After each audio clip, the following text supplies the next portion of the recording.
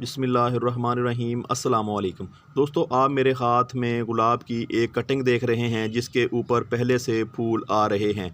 दोस्तों, आज हम इसी कटिंग को अपने घर पे प्रोपोगेट करने वाले हैं। दोस्तों, अगर आप गुलाब की अक़साम की बात करें तो ये 3 तरह के होते हैं, जैसा कि जंगली गुलाब और देसी गुलाब जो मेरे हाथ में आप देख रहे हैं, और इसके साथ साथ दोस्तों इंग्लिश गुलाब की आगे जाके बहुत सारी किस्में होती हैं। इनके फूलों के कलर और साइज़ अलग अलग होते हैं। तो यहाँ पे हम देसी गुलाब की कटिंग को प्रोपोगेट करेंगे। यहाँ पे चंद कलमें हम लेंगे।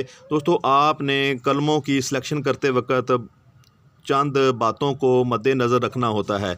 जैसा कि आप मेरे हाथ में देख रहे हैं, इस कलम का जो कलर है वो आपको थोड़ा थोड़ा ग्रीन नज़र आ रहा होगा। तो आप अगर गुलाब की कटिंग लगाना चाहते हैं तो फिर ये पौधा जो है, ये कटिंग जो है वो बहुत ही मौजूद और परफेक्ट रहेगी। दूसरा मैं आपको दिखाऊं तो इस तरह की अगर आप कटिंग लेंगे तो जो कामयाबी का सक्सेस रेट होता है वो बहुत ही कम आता है, क्योंकि इस कटिंग की जो छाल है आप देख रहे हैं थोड़ी थोड़ी आपको काली नज़र आ रही है। लेकिन हम यहाँ पे इस कटिंग को भी लगाने जा रहे हैं, देखेंगे कि किन कटिंग के ऊपर जल्दी जो है ब्रांचें डेवलप होती हैं। तो आप ज़्यादा काली जो कटिंग होती है, ज़्यादा मोटी कटिंग होती है, आप उसको ना लगाएं, आपकी मेहनत ज़ाया होगी, उससे जड़ें रूट जो है वो डेवलप नहीं होगी। तो आप 3 तरह की जो कटिंग हैं वो लगा सकते हैं। जैसा कि मैंने कहा कि ये हरे रंग की कटिंग, जैसा कि आपको इसके कलर से नज़र आ रहा होगा कि इसका रंग जो है वो सब्ज़ है। और दूसरी कटिंग ये है, इस कटिंग को आप लगा सकते हैं। तीसरी कटिंग दोस्तों आपको मैं दिखाऊं तो उसका कुछ साइज़ इस तरह का भी हो सकता है। आप इस तरह की कटिंग को भी लगा सकते हैं। आप देख रहे होंगे कि ये कटिंग बिल्कुल भले पतली है लेकिन आपको दिखने में बिल्कुल मैच्योर नज़र आ रही है। तो आप इस तरह की कटिंग को भी अपने घर पे जहाँ भी आप ग्रो करना चाहते हैं इसको ग्रो कर सकते हैं। दोस्तों, गुलाब की कटिंग लगाने के लिए आप बिल्कुल सादा मिट्टी लें, उसमें किसी किस्म का फर्टिलाइज़र इस्तेमाल ना करें। हाँ, अगर आपके पास वर्मी कंपोस्ट है या बिल्कुल वो बुझी हुई खाद है, यानी कि कच्ची खाद अगर आप पौधों की मिट्टी में शामिल करेंगे कटिंग लगाते वक्त, तो हो सकता है आपके पौधे की जो जड़ें हैं वो ज़्यादा हीट की वजह से वो डेवलप ना हो सकें। अगर वो जड़ें डेवलप हो भी जाती हैं तो बाज़ औक़ात वो डेवलप होने के बाद डेड हो जाती हैं। इसलिए आप बिल्कुल सादा चिकनी मिट्टी में इनको प्रोपोगेट करें। दोस्तों, कटिंग लगाते वक्त ज़्यादा से ज़्यादा कटिंग लगाया करें, ताकि आपको, अगर आपने 15 कटिंग लगाई हैं तो कम से कम उनमें से 5 कटिंग तो आपकी सक्सेस होनी चाहिए। अगर आप लगाएंगे ही 5 कटिंग तो हो सकता है एक आध जो कटिंग है आपकी चल पाए, बाकी 4 की 4 कटिंग जो हैं कामयाब ना हो। तो इसलिए ज़्यादा से ज़्यादा कटिंग लगाने की कोशिश करें। जिस कटिंग को भी आप लगाना चाहते हैं तो उसके ऊपर जितने पत्ते होते हैं उनको हाथों से रिमूव कर दें, ताकि पौधा जो है वो सारी की सारी तवज्जो रूट डेवलप करने में लगाए। अगर आप इन पत्तों को पौधे के ऊपर ही रहने देते हैं तो पौधे की तकरीबन 50% जो न्यूट्रिशन वैल्यू है इन पत्तों तक मुंतकिल होती रहेगी, तो इससे पौधे की जो जड़ें हैं वो डेवलप नहीं होगी। इसलिए इन पत्तों को आपने रिमूव कर देना है। कोई पत्ता आपने पौधे के ऊपर, ब्रांच के ऊपर नहीं छोड़ना है। तो इस तरह करके आप सभी के सभी पत्तों को हटा दें। बल्कि ये जो इसके ऊपर कलियां आ रही हैं इनको भी आपने नहीं छोड़ना। 4 से 5 इंच की जो कटिंग होती है उसकी आपने सिलेक्शन करनी है। साइज़ आपने 4 से 5 इंच रखना है। तो एक बात का आपने लाजमी ध्यान रखना है, यहाँ पे जैसा कि आप देख रहे हैं यहाँ पे कोई भी नोड एरिया नहीं है, यानी कि यहाँ से कोई भी आपको लग नहीं रहा कि यहाँ से कोई ब्रांच निकलने वाली है। आपने वहीं से कलम की तैयारी करनी है। यहाँ से आपको लगे कि ये नोड एरिया है, यहाँ से ब्रांच कोई ना कोई निकलेगी, तो यहीं से दोस्तों जड़ें और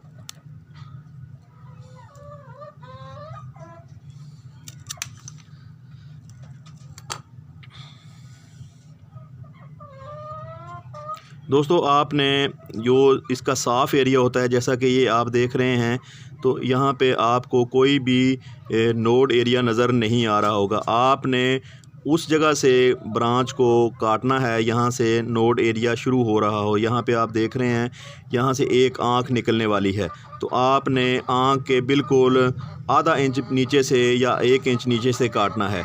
तो इस तरह आप बाआसानी कलम जो है ना तैयार कर सकते हैं।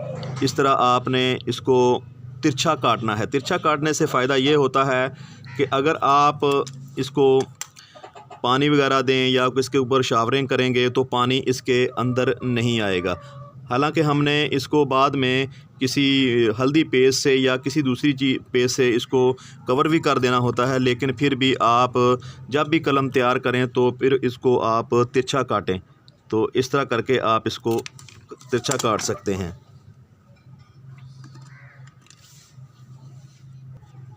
दोस्तों, अगर जिस औज़ार से भी आप काट रहे हैं वो तेज़ होना चाहिए।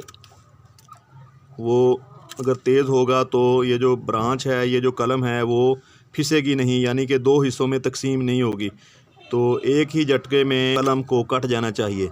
अगर आपका औज़ार तेज़ होगा तो ही ये कलम एक झटके में कटेगी। आप इस तरह की कलम ले सकते हैं। तो यहाँ से इसको भी काट देते हैं।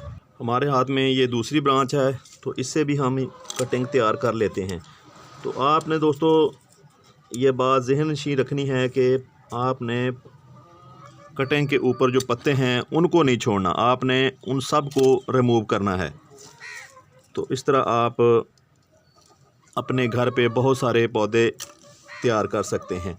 तो मिट्टी तैयार करते वक्त आपने मिट्टी में कोई ऐसी चीज़ लाजमी डालनी है जो फंगस को रोकने में कारगर साबित हो। अगर आप ऐसे ही मिट्टी में लगा देंगे तो हो सकता है कि मिट्टी में मौजूद फंगस आपके पौधों को नीचे से काला कर दे और काला होने की वजह से आपके पौधे डेड हो सकते हैं। तो दोस्तों, जब भी आपने कटिंग को तैयार कर लिया, आपने गमले में लगा दिया, तो आपने उस गमले को ऐसी जगह पे रखना है यहाँ पे आपका आना जाना नहीं हो। अगर आपने गमले को ऐसी जगह पे रख दिया यहाँ पे आप रोज़ गुज़रते हैं तो हो सकता है आपकी कटिंग बार बार हिलती रहें।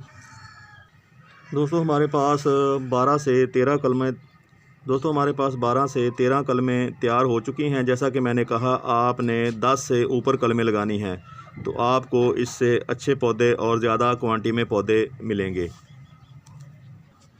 दोस्तों, कलम मिट्टी में लगाने से पहले आपने ये काम लाजमी करना है। यहाँ पे आप देख रहे होंगे हल्दी का पेस्ट हमने बनाया है।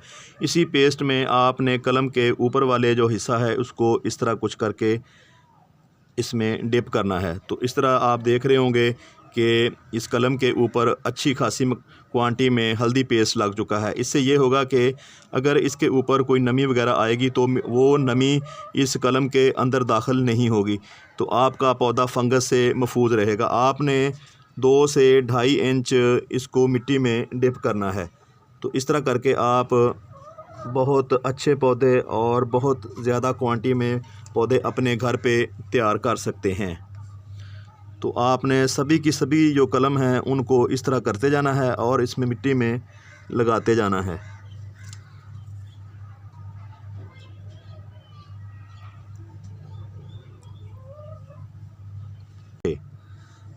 तो जब आप कलम लगा लें तो उस कलम को आप अच्छी तरह प्रेस करके आपने इस कलम को नीचे और ऊपर से दोनों साइड से बचाना है फंगस से। दोस्तों, पौधों की जो सबसे बड़ी दुश्मन कीड़े मकोड़े नहीं हैं जितनी दुश्मन फंगस है, ख़ासकर जब आप किचन गार्डनिंग कर रहे हों। तो दोस्तों, आप गुलाब की कटिंग लगाना चाहते हैं तो 1-2 महीनों को छोड़ के आप सारा साल ही गुलाब की कटिंग लगा सकते हैं। तो आपने कुछ इन कलम को इस तरह प्रेस कर देना है ताकि ये पौधे जो हैं अपनी जगह पे मज़बूती से खड़े रहें।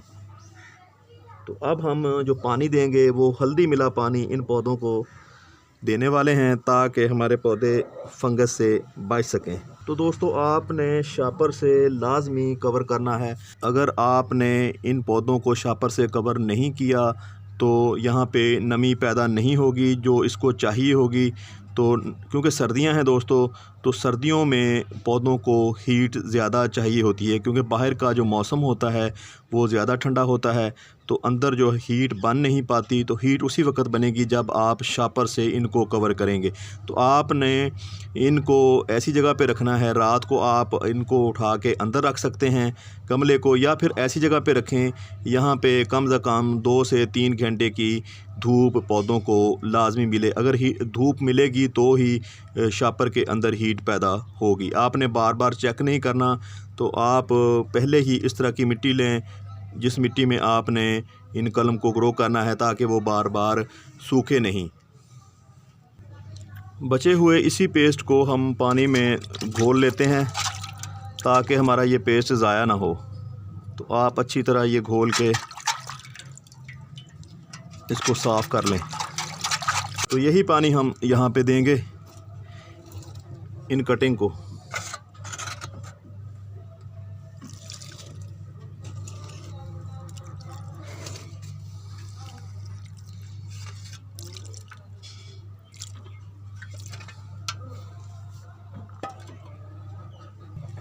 दोस्तों, जो काम आपने नहीं भूलना वो ये है कि आपने इस गमले को किसी शापर से कवर लाजमी करना है। तो दोस्तों, मिलते हैं अगली अपडेट के साथ। दोस्तों, हमारी इन गुलाब की कटिंग को लगाए हुए 10 से 12 दिन हो गए हैं। आइए देखते हैं इनके अंदर फटाव शुरू हुआ है या नहीं। बहुत ही ज़्यादा एहतियात के साथ हमें यहाँ से शापर को हटाना होगा।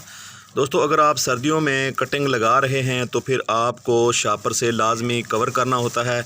अगर आप शापर से इन कटिंग को कवर नहीं करते तो इनके अंदर गर्मी पैदा नहीं होती। गर्मी पैदा होगी तभी दोस्तों इनके अंदर जो है ना फिर से दोबारा इस तरह की हेल्दी ब्रांचें निकलेंगी। आप देखें, माशाल्लाह बहुत ही शानदार रिज़ल्ट आपके सामने है। कोई भी कटिंग आपको बग़ैर फटाव के नज़र नहीं आ रही होगी। बात का लाजमी ख्याल रखें कि ये जो कलमें हैं ये हिलनी नहीं चाहिए। अगर ये कलमें हिल गई यहाँ से तो फिर इनके अंदर रूट डेवलप नहीं होंगी। ये जो आप ब्रांचें देख रहे हैं ये कोई रूट की वजह से नहीं है, अभी इनके अंदर रूट नहीं बनी होंगी। ये जो इनके ऊपर नई शूट आ रही हैं ये सिर्फ़ और सिर्फ इन ब्रांच के अंदर जो इनकी खुराक थी उन्हीं से ये डेवलप हो रही हैं। तो आप यहाँ पे 1 माह बाद का रिज़ल्ट देख रहे हैं। माशाल्लाह हमारी जो जितनी भी कलमें लगाई थी इन सब के ऊपर नई ब्रांचें आ चुकी हैं, सिवाय 1-2 ब्रांचों को छोड़ के। यहाँ पे आपको ये ब्रांच नज़र आ रही है, इसके ऊपर यहाँ पे नई ब्रांच आई थी लेकिन वो बाद में सूख चुकी है। हालांकि इस साइड पे निकलने वाली जो ब्रांच है वो अभी तक सब्ज़ है। दोस्तों, आपने इन पौधों को अभी भी अच्छी तरह ढांप के रखना है, ख़ास कर दोपहर का जो टाइम होता है। अगर आपने इन पौधों को धूप दिखानी है तो पहला जो घंटा होता है जब सूरज निकल रहा होता है, हल्की धूप होती है तो धूप की तपश कम होती है, तो उस वक़्त आप इन पौधों को धूप में रख सकते हैं और इसके ऊपर जो शापर होता है उसको हटा सकते हैं।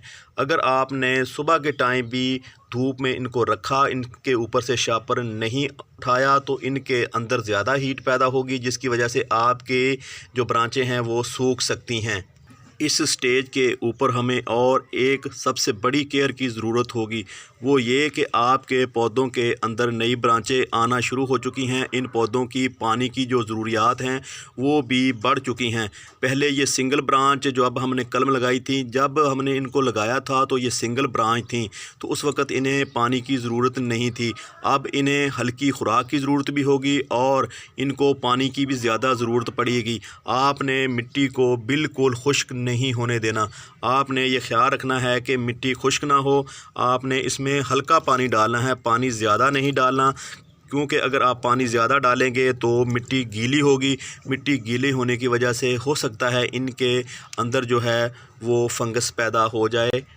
ज़्यादा नमी की वजह से मिट्टी के अंदर फंगस पैदा हो सकती है, आपकी कराई हुई मेहनत ज़ाया हो सकती है। दूसरी बात यह है कि अभी आपने इन पौधों को दूसरी जगह पे ट्रांसप्लांट नहीं करना, क्योंकि इनके अंदर अभी तक वो जड़ें नहीं बनी होंगी जो पौधे को सर्वाइव कराने के लिए काफ़ी होती हैं। अभी 15-20 दिन आपने और मज़ीद इंतज़ार करना है।